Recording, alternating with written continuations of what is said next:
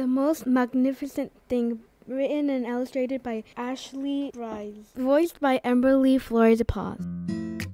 This is a regular girl and her best friend in the whole wide world. They do all kinds of things together. They race, they eat, they explore, they relax. She makes things, he unmakes things. One day, the girl has a wonderful idea. She is going to make the most magnificent thing. She knows just how it will look. She knows just how it will work. All she has to do is make it. And she makes things all the time. Easy peasy. First, she hires an assistant. Next, they gather their supplies. They set up somewhere out of the way and get to work.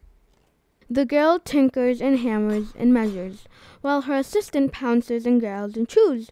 When she is finished, she steps back to admire her work. She walks around one side. Her assistant examines the other side. It doesn't look right. Her assistant picks it up and gives it a shake.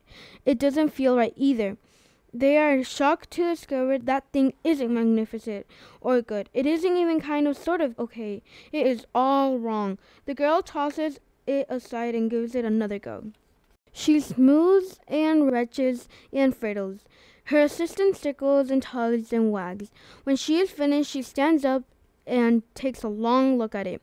Her assistant gives it a nudge with his paw. The thing is still wrong. She decides to try again. The girl saws and glues and adjusts. She stands and examines and stares.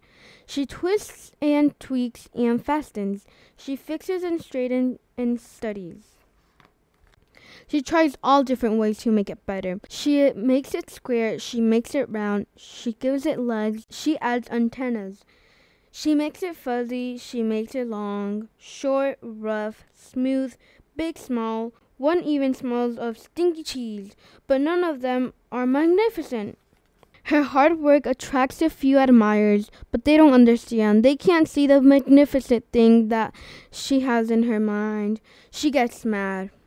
The angrier she gets, the faster she works. She smashes pieces into shape. She jams parts together. She pummels and the little bits in. Her hands feel too big to work. Her brain is too full. All not the right things. If only thing would just work. Crunch! The pain starts in her finger. It rushes up her brain and explodes. It is not her finest moment. I'm not good at this. I quit. Her assistant suggests a walk. It's not much help at first, but before long, she starts to feel different. Bit by bit, the mud gets pushed out of her head. As they stroll along, she comes across the first wrong thing she made. The bad feelings are about to start all over again. Then she noticed something surprising. There are some parts of the wrong things that are really quite right. The bolts on one, the shape of another, the wheel, two-seat radio of the next, there are all sorts of parts that she likes. By the time she reaches the end of the trail, she finally knows how to make the magnificent thing. She gets to work. She works carefully and slowly, tinkering, hammering, twisting, fiddling, gluing, painting. Her assistant makes sure there are no distractions. This is the perfect thing to ward off bears. This will stop the leak. This one's all wet. The afternoon fades into evening. Finally, she finishes. She alerts her assistant. The pair take a good long tug. It leans a little to left and it's a bit heavier than expected. The colors could use a bit of work too, but it's just what I wanted. They climb aboard and take it for a spin. They are not disappointed. It is the most magnificent thing.